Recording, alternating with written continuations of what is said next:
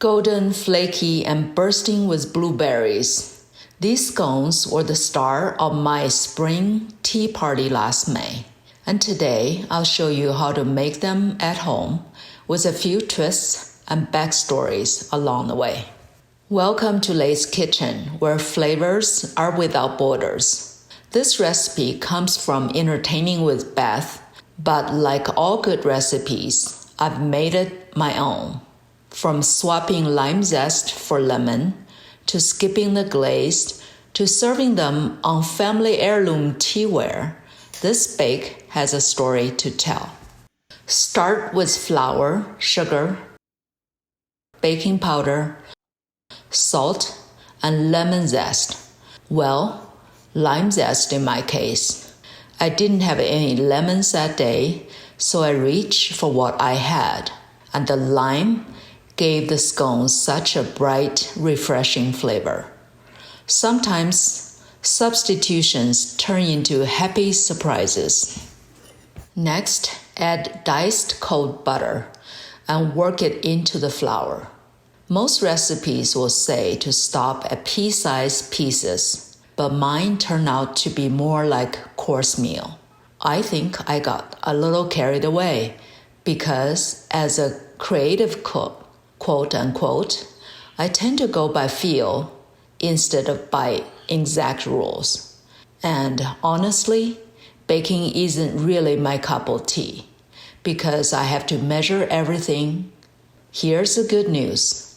As long as you keep some visible bits of butter, they'll melt in the oven and release steam, and that's what creates the flaky layers. Wet ingredients. In another bowl, whisk half and half an egg and vanilla.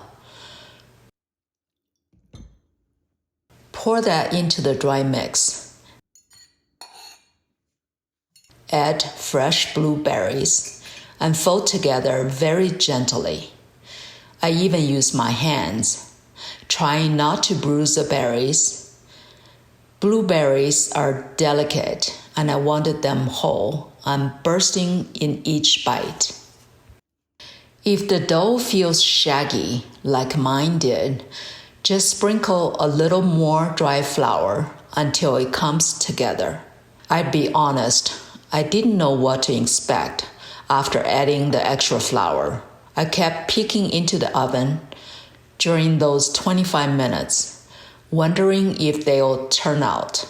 To my pleasant surprise, they baked up even better than before, tall, golden, and lighter than my first attempt. Once shaped, transfer the wedges to a baking sheet and chill for about 25 minutes. This firms up the butter and helps the scone hold their shape while baking. I did the same when I baked these for our spring tea party last May. Served on pink depression glass I inherited from my mother-in-law. They were right at home on that table, surrounded by flowers, tea, and friends. After chilling, brush with egg wash. Sprinkle cane sugar for sparkle and crunch. Extra touch of sugar not only looks beautiful, but also gave each bite a delicate crispness on top.